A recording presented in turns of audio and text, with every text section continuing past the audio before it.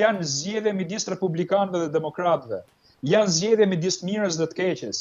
Janë zgjedhje midis Zotit dhe satanizmit. Janë zgjedhje midis familjes dhe degenerimit. Pra, unë besoj që amerikanët do të votojnë Zotin, do të votojnë kombin, do të votojnë atë që quhet familje e shëndosh, e cila është bërthama që ka mbajtur pikërisht njerëzimin në këmbë. Këto janë temat ekzistenciale që shtrojnë në Amerikë, përveç pragmatizmit dhe xhepit.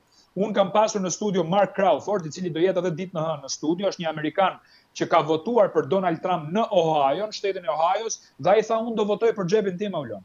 Mos më bëj pyetje të tjera, tha unë do votoj për xhepin tim. Xhepin tim e njoh shumë mirë, në 2016 jam më mirë se tani. Liria fjalës ka qenë më mirë atëherë se ç'jemi tani. Ndërkohë që liria fjalës është në amendamentin e parë në Kushtetutën e Republikës e Shteteve të Bashkuara të Amerikës, ndërkohë që 63% e amerikanëve mendojnë që në Shtetet e Bashkuara të Amerikës mungon fjala e lirë. Shikoni çfarë po ndodh në rrjetet sociale, po mundohem të bëj live, po mundohem të shkruaj për Trump dhe jam totalisht i censuruar.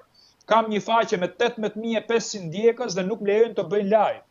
Bëj një status dhe marr 6 like. Jam totalisht i errësuar sepse kam shpallur një anshmërinë time për Donald Trump.